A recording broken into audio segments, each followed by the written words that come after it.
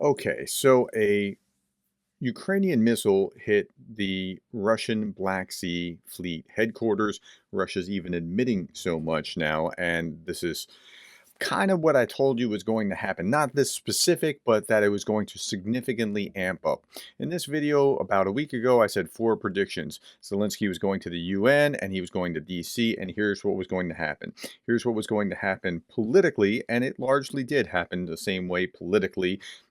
In the UN, what he was going to say, what he was going to do on the side, meeting with Lula and others, trying to shore that up. And then what he was going to do in DC. It wasn't going to be the dramatic thing, speaking to Congress, but he was going to have to do some retail politics working with it. And then I also said that he was going to, that the Russians were going to amp up their attacks on Ukraine, which they significantly did. I think yesterday was International Peace Day when Russia launched its largest barrage in more than a month on Ukraine. And Ukraine was also attacking Crimea particularly and parts of Russia significantly more than they had been before. Okay, I predicted all those things, and it's not because I'm a prophet. It's just I'm just paying attention. Okay, now here is reporting from Ukraine talking about what happened just for a little clip, and then we'll move on to a little clip of Jake Broe. Then we'll move on to a little clip of actually 2 clips from Suchomimus. Here we are. Ukrainians conducted the biggest drone strike in the war, combining it with Storm Shadow missiles, while Russians launched almost 100 missiles in retaliation.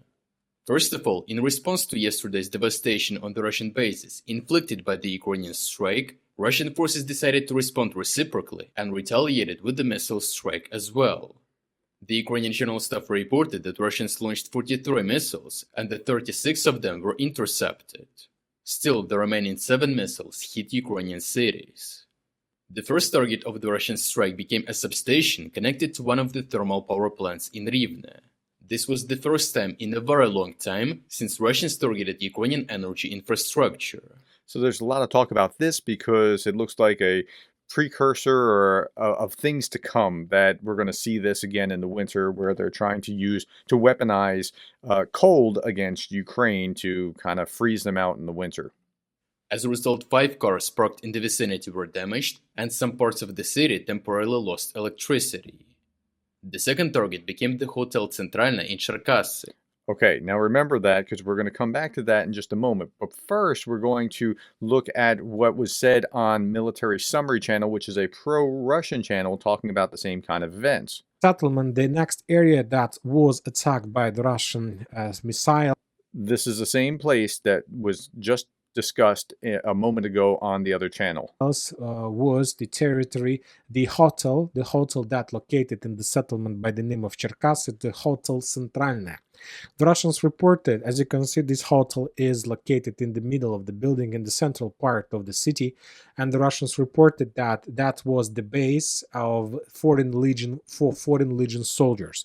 The Russians reported that today around 40-50 soldiers of foreign legion visited this city, this hotel. They had some apartment there. The Russians managed to discover that, and as a result of missile strike, that building, that hotel was destroyed, and a lot of significant number of foreign soldiers were buried under the ruins of that building.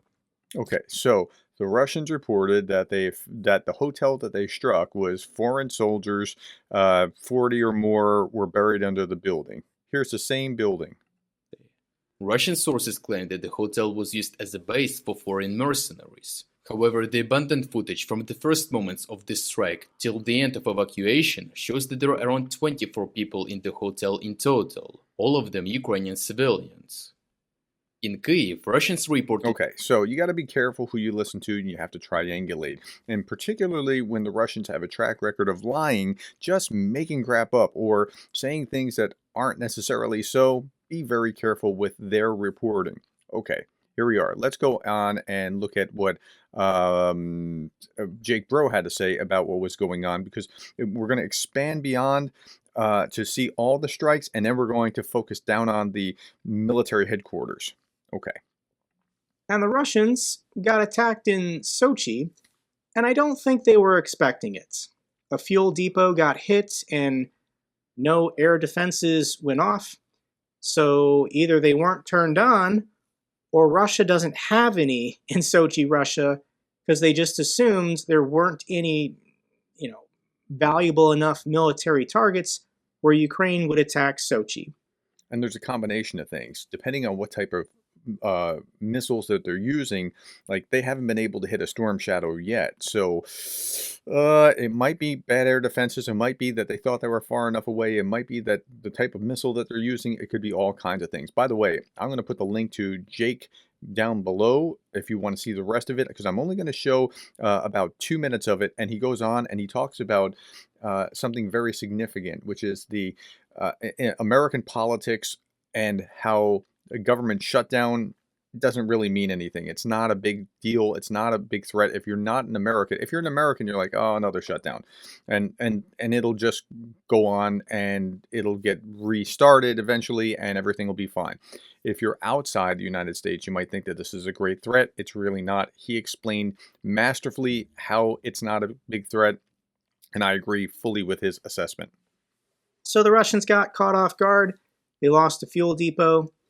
Once again, it's just about expanding the battlefield, and Russia now has to think, do we need to divert air defense resources to the Georgian border?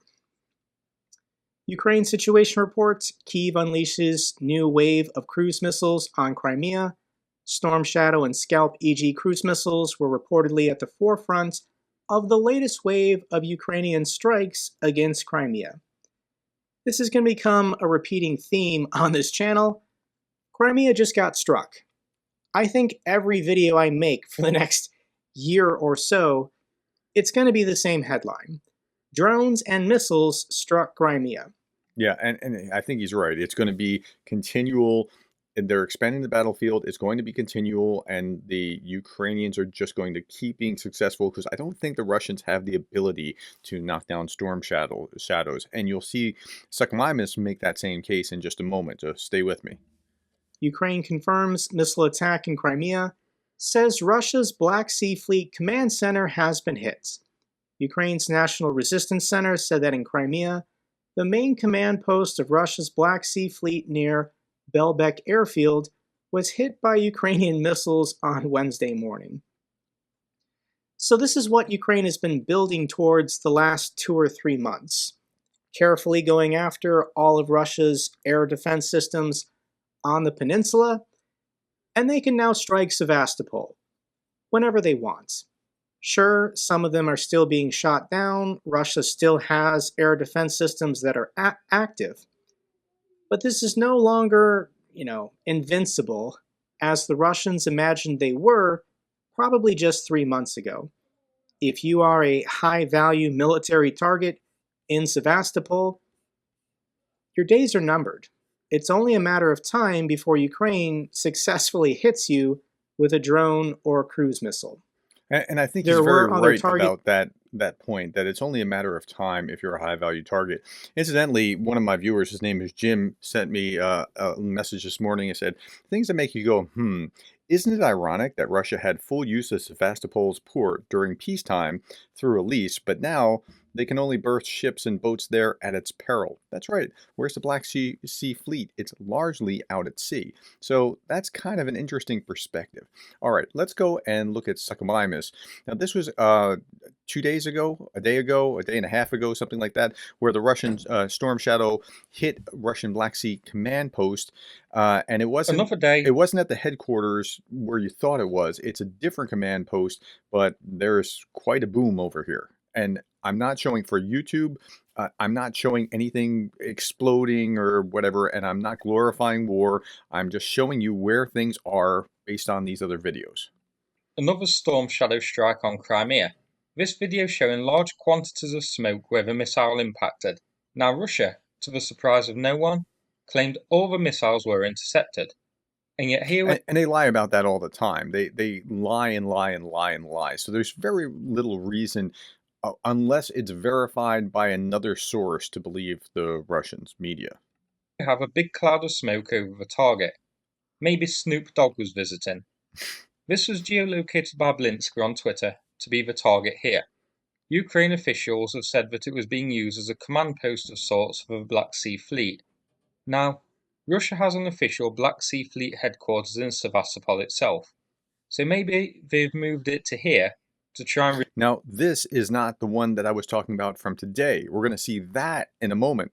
Like they hit this one and then they hit the official one. So the hits keep coming. reduce the risk of being targeted, hoping Ukraine didn't know about the move to this building. Here it is zoomed out, so northeast of Sevastopol. Now before we move on, I don't think Ukraine would have wasted a storm shadow hitting this unless they knew it was in use by Russia's military.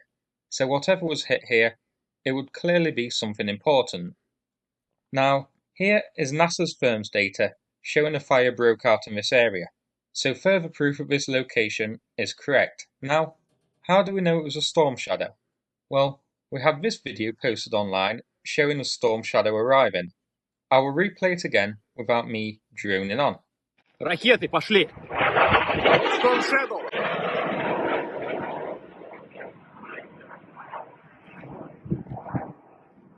Now, do you want to hear some twaddle? Russian propaganda pages have claimed that 8 Storm Shadow missiles were launched along with mauled decoys, 5 Storm Shadows of which were intercepted. Considering so far, Russia has been confirmed to have intercepted exactly 0 Storm Shadows, I find that highly unlikely. Yeah, it is pretty unlikely, and it seems like that's not going very well for the Russians trying to deal with storm shadows. Okay, here's today's video. Today's video is fascinating because it actually hit the actual Black Sea Fleet headquarters, and this is what we're going to see here. Another strike in Sevastopol. This is becoming quite a regular event. This video here shows smoke rising over the Black Sea Fleet's headquarters building in Sevastopol itself. This was said to be a missile strike again, so likely storm shadow. And this is another daylight strike, showing that Russian air defences remain pretty much useless against it. Here's a photo of the damage caused. So the missile has pretty much caved in the roof of the building. We don't have word of how many casualties there are yet. Now, if this is storm shadow, they do have bunker busting capabilities, so expect there to be a lot of damage inside beyond what we can see here. Now, this image is quite interesting. This also shows the impact, and check the smoke around the ship. I don't know what ship that is, and I can't say for certain if this smoke is a hit on the ship, or from a possible smoke screen that Russia deployed, or from SAM defences located near it. But the smoke around this ship is coming from a different place from the smoke surrounding the Black Sea Fleet HQ building. But for now, we can confirm the HQ has been hit. We can't confirm if the ship was as well. This geolocation was done by an account called Where is Russia Today on Twitter, identifying the target as being the Black Sea Fleet headquarters in Sevastopol. To the right is Pivdena Bay, home to many of Russia's Black Sea Fleet ships. Here it is zoomed out to show its location overall, so the south side of the harbour. So you can see this is a completely different site than the one that was hit yesterday. Yesterday's storm shadow hit a communications centre north of Sevastopol. This is the headquarters building itself. So Ukraine continues to defang the Black Sea Fleet, and Russia, clearly, is completely helpless against storm shadow. So let's hope Britain and France send some more. Okay, so that's what you need to see here. I'll put the link to both of Suchomimus' videos here, as well as Jake Broe's, but you're getting the sense of what's going on, and I'll keep chasing down the story here and show you what I'm showing you. If you are not a regular subscriber, please consider subscribing because I do daily videos on what's going on in Ukraine. I'm just a professor trying to give you some context of what's going on in the war so that you can see things more clearly. So thank you for your time. Thank you for the likes, the shares, the subscribes, the coffees, and thank you for being the kind of person that cares about Ukraine.